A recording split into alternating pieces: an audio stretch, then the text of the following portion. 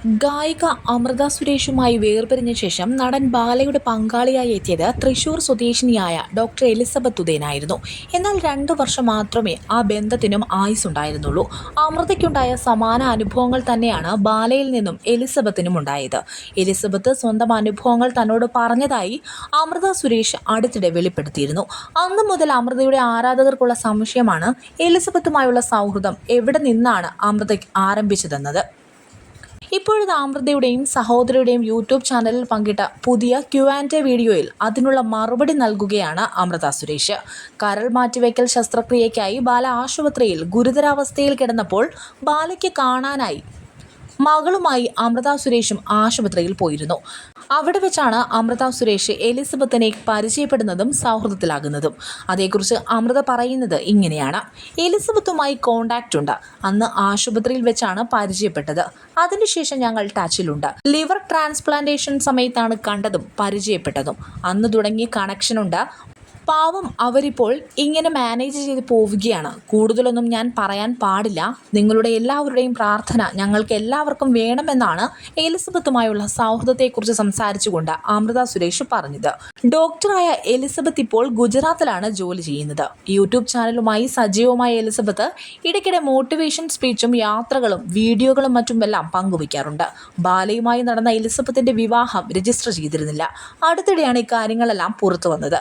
പെട്ടെന്നൊരു ദിവസമാണ് ബാലയുടെ വീഡിയോകളിൽ നിന്നും എലിസബത്ത് അപ്രത്യക്ഷയായത്. അതിനുശേഷം ആരാധകർ അടക്കം നിരവധി പേർ ബാലയോട് എലിസബത്തിനെ കുറിച്ച് തിരക്കിയെങ്കിലും നടൻ പ്രതികരിച്ചിരുന്നില്ല. കരൾ മാറ്റിവയ്ക്കൽ ശസ്ത്രക്രിയയ്ക്ക് ശേഷം ബാലയെ ശുശ്രൂഷിച്ചത് എലിസബത്ത് ആയിരുന്നു. അടുത്തിടെയായിരുന്നു ബാലയുടെ 4ാം വിവാഹം നടന്നത്. മാമന്റെ മകളെയാണ് ബാല വിവാഹം ചെയ്തത്. കോകില എന്നാണ് നടന്റെ ഭാര്യയുടെ പേര്. അതേസമയം താൻ എന്തുകൊണ്ട് പ്രതികരിക്കാൻ വൈകി എന്ന ചോദ്യത്തോടും അമൃത സുരേഷ് പ്രതികരിച്ചു. എന്തുകൊണ്ട് പ്രതികരിക്കാൻ വൈകിയെന്ന് ചോദിച്ചാൽ 2 കൈ തട്ടിയാലാണല്ലോ ശബ്ദമുണ്ടാകുക. കാര്യങ്ങൾ അൺവാണ്ടഡായി പറഞ്ഞ് മീഡിയയ്ക്ക് മുമ്പിൽ കൊണ്ടുവരേണ്ടെന്ന് തീരുമാനിച്ചിരുന്നു. അതുകൊണ്ട് ഞാനും ഫാമിലിയും ഒഴിഞ്ഞു മാറുകയാണ് ചെയ്തത്.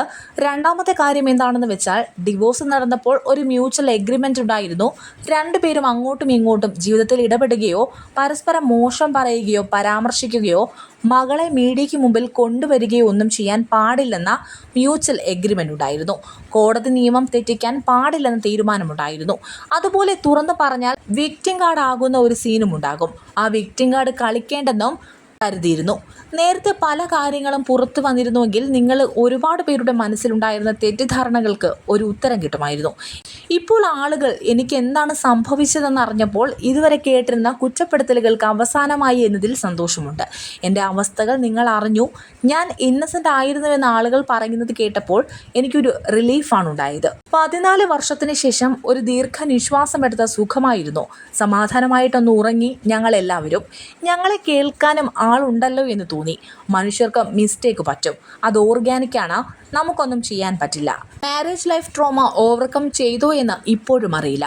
മകൾ ഉള്ളതുകൊണ്ട് തന്നെ ട്രോമറ്റൈസ്ഡായി ഇരിക്കാനുള്ള ഓപ്ഷനില്ല. ഞാൻ വിഷമിച്ചിരുന്നാൽ പാപ്പു അടക്കം എല്ലാവരും വിഷമിക്കും.